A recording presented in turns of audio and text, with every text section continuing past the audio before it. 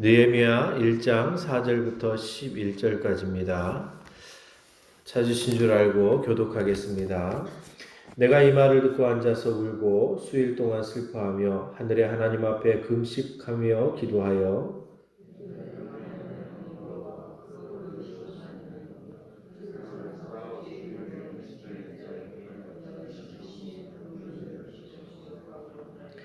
이제 종이 주의 종들인 이스라엘 자손을 위하여 주야로 기도하오며 우리 이스라엘 자손이 주께 범죄한 자들을 자복하오니 주는 귀를 기울이시며 눈을 여시사 종의 기도를 들으시옵소서. 나와 내 아버지의 집이 범죄하여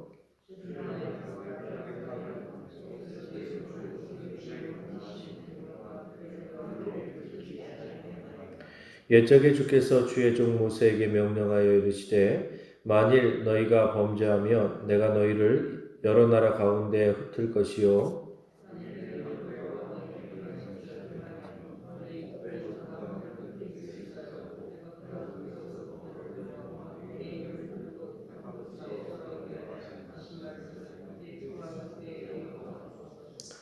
이들은 주께서 일찍이 큰 권능과 강한 손으로 구속하신 주의 종들이요 주의 백성이니이다.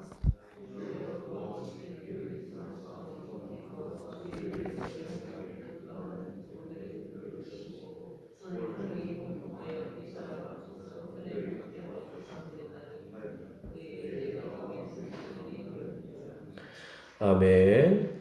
할렐루야. 오늘도 말씀의 은혜가 저와 여러분들에게 있기를 간절히 축원합니다. 기도하는 자녀로 양육해야 합니다라는 제목으로 말씀을 증거하겠습니다. 오늘 본문의 주인공은 느헤미야입니다. 느헤미야, 그가 살던 시대에는 하나님의 백성들이 하나님의 진노로 완전히 진흙탕을 구르고 있었던 시기였습니다. 자, 그러한 시기에 하나님의 마음을 가진 느헤미야가 그 민족을 굳건하게 세워갑니다. 페르시아에서 태어나서 페르시아에서 성장한 그에게 어떤 이런 영적인 그런 파워가 생길 수 있었을까? 그것은 바로 그가 기도의 사람이었기 때문입니다. 하나님께 기도하며 하나님의 응답을 받고 하나님의 능력을 경험한 사람이었기에 그가 역사를 움직여 나갈 수 있는 그러한 위대한 그런 일꾼이 되어줄 수 있었던 것이죠. 그래서 우리가 가정의 달을 맞이하여서 우리의 자녀들을 어떻게 양육해야 될 것인가? 어제 말씀드린 것처럼 니고데모처럼 진실한 사람으로 세워나가야 돼요. 왜냐하면 하나님께서는 그 중심에 진실한 사람을 기뻐하십니다. 그래서 니고데모와 같이 나다나엘입니다. 죄송합니다. 나다나엘과 같이 하나님께서 정말 찾으시는 그런 진실한 사람으로 우리가 양육을 해 나가야 되는 것이죠. 자, 그런데 뿐만 아니라 오늘 느헤미야처럼 우리가 하나님 앞에 우리의 자녀들을 기도하는 사람으로 양육해 나가야 된다는 것입니다. 자, 그러면 느헤미야가 어떤 사람이었습니까? 느헤미야, 여호와께 위로를 받는다라는 의미를 가지고 있는 이름을 가지고 있습니다. 그러니까 그의 이름에 그의 정체성이 있는데 유대인들, 우리나라도 마찬가지지만 유대인들도 이름의 의미를 굉장히 강하게 부여한단 말이죠. 그러니까 그 이름에 그 자녀들이 이렇게 성장하길 원한다. 그래서 부모님의 어떤 신앙 고백과 그의 자녀들이 그렇게 살아가길 원해서 이름의 의미를 부여하는데 느헤미야 같은 경우에는 여호와께 위로를 받는다라는 의미를 가지고 있습니다. 근데 여러분 그가 실제로 처한 상황은 사실은 하나님의 정말 큰 위로가 필요한 시대였었지요. 나라가 망한 지 사실은 벌써 한 150년 정도의 시간이 흘러갔습니다. 나라가 멸망을 하고 나서 70년 이후에 1차 포로가 귀환을 하게 되어지고 1차 포로 귀환을 한 이후에 이제 거기에서 성전을 건축하기 위해서 20년의 시간이 소요가 되어지거든요. 그리고 나서 성전이 완공되어진 지 60년이 지난 이후에 이제 에스라가 이제 2차로 포로 귀환을 하게 되어지거든요. 그리고 한 13년 정도 지난 이후에 이제 느헤미야가 3차로 이제 귀환을 하게 되어져요. 그러면 여러분 나라가 망한 지 벌써 150년, 163년 정도가 지났을 때 이제 느헤미야가 성벽을 이제 수축하기 위해서 이제 귀환을 하게 되어지는데요. 이렇게 사실은 여러분 벌써 150년 이상 나라가 망해서 너무나도 많은 어려운 그런 상황에 처해 있었던 것이죠. 자, 그런데 150년, 160년이 지난 이후에도 사실 이제 오늘 본문을 보면 느헤미야가 예루살렘 상황이 어떤가 하고 이제 상황을 알아보니까 성벽이 무너져 있어가지고 아직도 성벽이 세워지지 않아서 160년이 지났는데도 불구하고 성벽이 없는 거예요. 그러니까 도시는 있는데 성벽이 없으니까 사실 외적의 그 침입들 이런 것들이 있으면 막아주지 못하고 그래서 너무나도 많은 어려움을 당하고 있는 그러한 이야기를 듣게 되어집니다. 자, 그래서 느헤미야는 꿈을 꾸게 되어지는 것이죠. 어떤 꿈을 꾸냐면 저 예루살렘에 성벽이라도 좀 지었으면 좋겠다. 그러면 우리 백성들이 하나님의 백성들이 보호를 받을 수 있지 않겠는가? 이런 이제 생각을 갖게 되어진단 말이죠. 자, 그런데 여러분 자신은 페르시아에서 지금 나름대로 하나님 앞에 은혜를 받아서 성공을 해서 술관원이 되어져 있긴 하지만 본인에게 어떤 일을 행할 수 있는 권력이 있거나 힘이 있는 것이 아니잖아요. 유일하게 일을 행할 수 있는 사람이 누구였냐면 자기가 섬기고 있었던 왕이었어요. 그런데 그가 섬겼던 왕이 아닥사스다 왕이었는데 이 아닥사스다 왕이 어떤 사람입니까? 아닥사스다 왕. 사실 여러분 고대의 이 왕들, 제국의 왕들은요, 굉장히 포악한 왕들입니다. 그냥 너그러운 마음을 가지고 사람들을 치세를 잘하고 사람들에게 존경을 받고 그래서 도덕적으로 무슨 통치를 하고 이런 시대가 아니란 말이죠. 제국이라는 것 자체가요, 정복을 통해서, 전쟁을 통해서, 힘의 논리를 통해서 나라를 계속 정복하고, 그리고 그 정복한 나라를 유지하기 위해서 강압 정책을 써요. 그래서 왕이 굉장히 폭력적입니다. 그리고 굉장히 단호해요. 뿐만 아니라 사람의 생명을 쉽게 여기는 사람들이 당시의 왕들이었어요. 황제들이었단 말이죠. 자, 그러니 신하일지라도 아무리 그가 술관원이 되어져서 왕의 측근에 있다 할지라도 말 한마디 잘못하면 언제든지 제거되어질 수 있단 말이죠. 자, 그런 왕 앞에서 그가 꿈을 꿉니다. 저렇게 완악하고 어떤 면에서 자기 생각대로 살아가고 힘의 논리로 살아가는 저 왕에게 어떻게 하면 이 나라를 위해서 자신의 민족을 위해서 성벽을 건축해 나갈 수 있는 그러한 일을 행할 수 있게 만들 수 있을까? 사실 여러분 느헤미야는 자기 스스로 뭔가를 할 수 있는 게 없잖아요. 자기가 가지고 있는 재산이 얼마든 재산이 있다면 얼마를 후원금을 낼 수는 있겠지만 여러분 성벽을 건축해 나가는 것이라든지 이러한 것들을 하려면 그냥 몇 사람 돕는 걸로 끝나는 게 아니잖아요.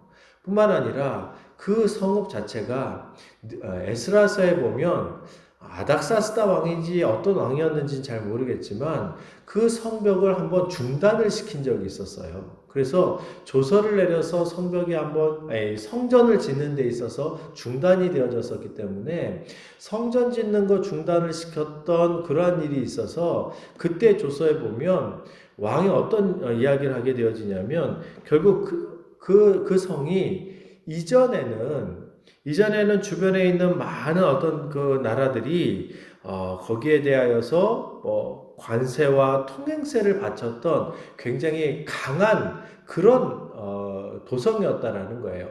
그래서 이제 그 성을 거기에 성전을 건축하는 것을 중단하라. 이렇게 이미 성전을 재건하는 것을 중단시킨 적도 있었단 말이죠. 자, 그러니까 예루살렘에 대하여서는 사실 이 왕들이 이 페르시아의 왕들이 결국 호의적이지 않았어요. 그러니까 아닥사스다도 사실은 그렇게 호의적이지 않았단 말이죠. 자, 그런데 이런 어떤 여러 가지 많은 어떤 문제들을 앞두고 있는 이 느헤미야가 어떻게 이 문제를 풀어가서 어떻게 그 왕을 설득해서 예루살렘의 성벽을 수축하게 되어졌는가? 그가 기도했기 때문이라는 거죠. 기도로 이 문제를 풀어나갔다라는 거예요. 그래서 저와 여러분들이 우리의 자녀들을 양육해 나갈 때 우리의 자녀들도 삶을 살아가면서 수없이 많은 역경들을 맞이하게 되어집니다. 삶을 살아가면서 수없이 많은 벽들을 만나게 되어지고요. 큰 산들을 만나게 되어져요. 삶을 살아가다가 수없이 많은 위기들을 만나게 되어집니다. 내 힘으로는 안 된다라고 스스로 정말 포기할 수밖에 없는 그런 위기들을 만나게 되어진단 말이죠. 야, 저거는 절대 안 되겠다. 이런 생각이 그냥 절로 드는 일들을 만나게 되어진단 말이죠. 자, 그러면 우리의 자녀들을 어떻게 양육을 해야 그런 위기들을 이겨나갈 수 있겠느냐라는 것이죠. 그런데 오늘 느헤미야가 우리에게 아주 좋은 모델을 하나 보여줍니다. 무엇입니까? 기도로 문제를 풀어간다는 거예요. 그래서 저와 여러분들이 자녀들을 양육할 때 어떤 자녀를 양육해야 될 것인가? 여러분, 기도꾼을 만들어야 돼요. 기도하는 사람을 만들어야 된다는 것이죠. 여러분, 때때로 부모님들이 아직 자녀들이 이제 성장해 나갈 때에는 자녀들을 위해서 방패막이가 되어줘야 될 때가 있어요. 쉽게 얘기하면 본인의 어떤 영성을 가지고 자녀들을 막아서야 될 때가 있습니다. 왜냐면 아직 어리니까요. 그래서 자녀들을 보호해야 되고 자녀들을 위해서 대신 또 영적으로 싸워줘야 되는 것들도 있고 또 영적으로 막아줘야 되는 것들이 있어요. 그래서 자녀들을 양육해 나갈 때 부모가 방패막이의 역할을 해나갈 때가 있습니다. 근데 여러분, 평생 방패막이가 되어지는 게 아니거든요. 아이들이 이제 성장하면서 자꾸 훈련을 시켜서 그가 스스로 하나님 앞에 서서 스스로 하나님께 기도하면서 스스로의 믿음을 가지고 이 땅의 모든 것들을 막아낼 수 있는, 위기들을 막아낼 수 있는 신실한 그리스도인으로 성장할 수 있도록 양육을 해야 된단 말이죠. 아직 어리니까 스스로 모든 것을 감당할 수 없지만, 그러나 성장을 해나가면서 그것을 감당할 수 있는 영적인 그리스도의 군사로서 훈련을 시켜나가야 되는 거예요. 그러기 위해서 우리가 많은 어떤 그런 시도들을 하는 것이죠. 예배에 참석하게 하고, 말씀을 읽게 하고, 그리고 또한 말씀을 암송시키기도 하고, 여러 많은 훈련들을 시킵니다. 그런데 그 중에 가장 중요한 사역 중에 하나가 뭐냐면, 기도 훈련을 시키는 거예요. 왜냐하면 기도 훈련을 통해서 기도를 통해서 하나님과의 인격적인 만남을 할 수 있기 때문이죠. 그리고 자기가 기도의 응답을 받아본 경험이 있어야 위기 때 하나님을 찾아 나가는 거예요. 기도해본 경험이 없으면, 기도에서 응답을 받은 경험이 없으면 절대 그들은 스스로 하나님 앞에 나가지 못합니다. 오히려 어떻게 합니까? 엄마 기도해줘. 물론 여러분, 기도 부탁하는 건 정말 잘하는 거예요. 그런데 내가 감당할 능력이 없어서, 아니 나는 기도할 생각을 하지 않고 무조건 부모님께 기도의 부탁을 한다? 그건 아니죠. 왜냐하면 여러분, 우리가 그리스도인으로서 신실한 어떤 믿음의 사람으로서 홀로 서기를 하나님 앞에 스스로 설 수 있도록 우리가 자녀들을 양육해 나갈 수 있어야 되기 때문에 그래요. 그러니까 여러분, 우리가 우리의 자녀들을 이렇게 키워 나갈 때에 우리가 나다나엘처럼 그 중심이 진실한 사람으로도 양육해야 돼요. 간사함이 없고 거짓말하지 않고 다른 사람들을 속이지 않고 그렇게 진실한, 하나님 앞에 진실한 사람으로도 양육해야 되지만, 뿐만 아니라 이 세상을, 이 험난한 세상을 이겨나가려면 이 느헤미야처럼 하나님께 기도하면서 나갈 수 있는 기도꾼으로 만들어야 된단 말이죠. 그러면 이 느헤미야가 어떻게 기도를 했길래 하나님께서 그의 기도를 들었는가? 그러니까 그의 기도의 스타일도 우리가 좀 배울 필요가 있는 거거든요. 그러니까 우리 자녀들에게, 야, 기도해. 그럼 자녀들이 어떻게 기도해야 될지 몰라요. 그러면 어떻게 기도하라고 가르쳐 줘야 되냐면, 첫 번째가 뭐냐면, 우리가 기도하는 기도의 대상이 누군가를 분명히 알고 기도하라고 얘기해야 되는 것이죠. 그러니까 저와 여러분들이 기도하고 있는 우리의 기도의 대상은 하나님이십니다. 전능하신 하나님이시란 말이죠. 그러니까 이 느헤미야가 하나님 앞에 기도할 때 뭐라고 기도합니까? 5절에 보면 하늘의 하나님 여호와 크고 두려우신 하나님이여 라고 이렇게 고백을 해요. 그러니까 내가 지금 기도하고 있는 분이 하늘의 하나님이시고 전능하신 하나님이시고 온 우주를 창조하신 분이시란 말이죠. 그러하기에 여러분, 우리를 돕기에 능력이 부족하지 않다라는 것이죠. 뿐만 아니라 주를 사랑하고 주의 계명을 지키는 자에게는 언약을 지키시며 긍휼을 베푸시는 주여. 그러니까 하나님은 어떤 분이시라는 거예요. 그러니까 우리를 사랑하시고 주의 말씀을 지키는 자에게는 하나님께서 약속하신 언약을 지키시고 긍휼을 베푸시는 분이 하나님이시다라는 거죠. 그러니까 그런 분이시기 때문에 내가 하나님께 긍휼을 구합니다. 긍휼을 구할 수 있는 것이죠. 그래서 여러분 첫 번째로 무엇을 가르쳐 줘야 되냐면 자녀에게 야 기도해야 돼. 기도해야 산다. 그런데 어떻게 기도해야 되냐면 우리가 기도하는 그 대상이 전능하신 하나님이시고 온 우주를 창조하신 분이시고 그리고 당신의 말씀을 순종하는 자에게 긍휼을 베푸시는 분이셔. 이렇게 하나님이 어떤 분인가를 가르쳐 줘야 되는 것이죠. 두 번째로 해야 될 것이 무엇이냐면 우리가 기도할 때 회개의 능력이 어떠한지를 가르쳐 줘야 되는 거죠. 여러분 우리가 하나님의 긍휼을 입을 때 반드시 필요한 것이 정결함입니다. 그러니까 하나님 앞에 나아갈 때에 하나님께 회개하고 정결함을 회복해 나갈 때 하나님의 은혜를 입을 수 있단 말이죠.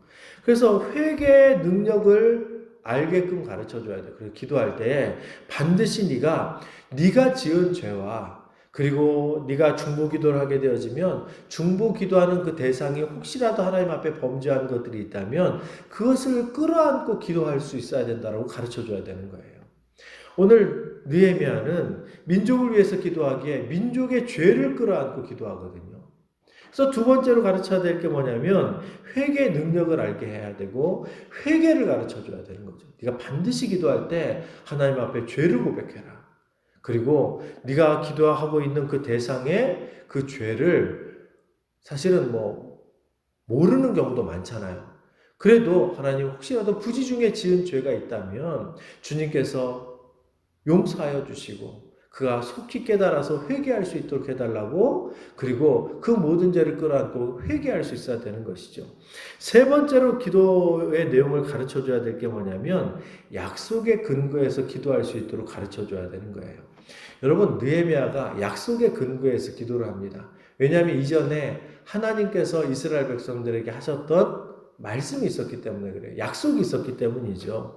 그가 8절에 이렇게 이야기합니다. 옛적에 주께서 주의 종 모세에게 명하여 가라사대 옛적에 모세에게 말씀하셨던 것처럼 너희가 범죄하면 내가 너희를 열국에 흩을 것이요 만일 내게로 돌아와서 내 계명을 지켜 행하면 너희 쫓긴 자가 하늘 끝에 있을지라도 내가 거기서부터 모아 내 이름을 두려고 택한 곳에 돌아오게 하리라 이렇게 말씀하셨는데 신명기에 보면 하나님 앞에 불순종하면 하나님께서 이렇게 징계하시겠다고 말씀하셨거든요. 그래서 실제로 자기 민족이 징계를 당했어요. 그런데 그것만 있었던 것이 아니라 그러할지라도 회개하고 돌아오면 이건 여러분 역대상에 있거든요. 역대하 7장에 있는 말씀이거든요. 역대하 7장에 보면 하나님께서 우리가 그 성전에서 기도하면 하나님께서 그 기도를 들으시고 긍휼히 여기시겠다고 말씀하신단 말이죠. 그래서 그것을 기억하셔서 하나님 우리를 긍휼히 여겨 주십시오. 그러니까 저와 여러분들이 기도할 때 말씀을 붙들고 기도해야 되는 거예요. 이 약속에 근거한 말씀에 근거한 기도를 가르쳐 줄 수 있어야 되는 것이죠. 그리고 여러분 기도로 하나님께서 응답하시면 역사를 움직여 나갈 수 있다는 사실을 믿으라고 가르쳐 줘야 되는 거예요. 기도는 반드시 이루어진다는 것을 가르쳐 줘야 된단 말이죠. 여러분 아닥사스다 왕을 4달 동안 그가 작정 기도하면서 하나님께 기도하고 아닥사스다 왕 앞에 나가거든요. 그러니까 왕의 마음을 움직이는 것은 하나님이라는 사실을 그가 분명히 알아요. 자기가 도구로 쓰여져서 그에게 청원을 하지만 하나님께서 은혜를 주셔야 왕의 마음이 움직여진다는 것을 압니다. 여러분 이것을 우리가 우리 자녀들에게 가르쳐줘야 되는 거예요. 하나님께서 작정하시면 내가 기도한 거 하나님께서 응답하시겠다고 작정하시면 역사는 이루어지는 거예요. 그러니까 여러분 우리의 모든 기도의 제목들이 하나님께서 작정하시면 하나님께서 그렇게 행하시겠다고 마음 먹으시면 이루어지는 줄 믿으시기 바랍니다. 그래서 여러분 저와 여러분들이 이 자녀들에게 이걸 가르쳐 줘야 되는 거예요. 여러분, 자녀들에게 때때로 유산을 못 물려줄 수 있어요. 많은 재산을 못 물려줄 수 있어요. 때때로 자녀들에게 좋은 환경을 못 물려줄 수 있어요. 때때로 자녀들에게 사실 건강을 못 물려줄 수 있어요. 자녀들에게 너무나도 열악한 상황들을 물려줘서 너무나도 미안할 수 있습니다. 근데 여러분, 그런 자녀들에게 우리가 물려줄 수 있는 최고가 뭐냐면 신앙을 물려주는 것인데, 그 신앙 가운데서도 기도하는 법, 그리고 기도하는 것을 훈련시켜주는 것이 여러분, 우리 자녀들에게 물려주는 가장 큰 유산 중에 하나란 말이죠. 우리가 말씀을 물려줘야 되고, 그리고 이 기도를 물려줄 수 있어야 되는 것이죠. 가면 갈수록 여러분, 자녀들이 기도 안 합니다. 죄송한 얘기지만 우리 세대도 기도 안 하는 세대예요. 어딜 기준으로요? 우리 부모님 세대예요. 우리 부모님들이 우리를 보면서 야, 너들 그렇게 기도 안 해가지고 어떡할래? 여러분, 제가 우리 그 선배 목사님들에게 제가 전도사 때 또 이렇게 어렸을 때 계속 들었던 얘기가 뭐냐면 야, 그렇게 기도 안 해가지고 어떻게 이 세상을 이겨나갈래? 어떻게 목회를 할래? 여러분, 그렇다고 해서 기도를 안 하는 게 아닙니다. 그런데 그분들이 기도했었던 그 수준보다, 우리 부모님들이 기도했던 수준보다 우리가 지금 기도하는 수준이 너무나도 많이 줄어들었거든요. 하나님을 의지하는 신뢰도 약해져 가고요. 기도하는 시간도 부족하고요. 말씀을 맺으려고 합니다. 여러분, 우리 자녀들을 다시 한번 하나님 앞에 세워야 합니다. 기도하는 자녀로 훈련을 시켜야 되는 것이죠.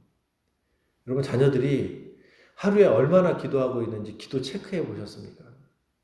자녀들이 하루에 기도는 하고 있는지 체크해 보셨습니까? 아이들이 밥 먹을 때 기도하는 거 말고요. 밥 먹을 때는 사실은 밥 먹을 때 막 10분씩 기도하면 어떡합니까? 밥 먹을 때는 감사의 고백을 하는 것이죠. 하나님께 감사합니다 하고 식사를 하는 것이죠. 그런데 자신의 문제를 가지고 하나님 앞에 나와서 얼마나 기도하고 있는지, 새벽에 기도가 안 되면 저녁 때라도 기도하는지, 아니면 낮 시간에 시간을 정해서 기도하고 있는지. 가장 좋은 신앙은요, 그런 기도가 일상화되어져서 내 인생의 모든 것을 날마다 하나님께 맡기고 살아가는 거예요. 그 자리에 가기까지 훈련을 시켜줘야 된단 말이죠. 목사님 저도 전도사 때 우리 담임 목사님에게 계속 훈련을 받았습니다. 왜요? 그때는 안 할 수가 없죠. 여러분, 이런 훈련들이 결국은 실제로 담임 목사를 해보니까 기도 안 하고는 하나님 앞에 도움을 구하지 않고는 사역을 감당할 수가 없어요. 우리 인생도 마찬가지잖아요. 근데 여러분들은 지금 이미 기도하시는 분들이니까 여러분들의 인생은 여러분들이 지금 감당해 나가고 계시는데 우리의 자녀들은요. 여러분, 그러므로 저와 여러분들이 우리의 자녀들을 기도하는 자녀로 양육하기를 간절히 축원합니다. 그래서 여러분, 교회에서 무슨 작전 기도를 하거나 그러면 그 기간을 외국에 나가 있거나 타지에 나가 있거나 그러면 여러분 그 시간만큼이라도 함께 할 수 있도록 권면하고 체크해 주십시오. 그래서 함께 기도해서 기도를 경험해서 자신의 인생을 스스로 하나님과 소통하면서 감당해 나갈 수 있는 그런 신실한 자녀로 세워나갈 수 있기를 간절히 축원합니다.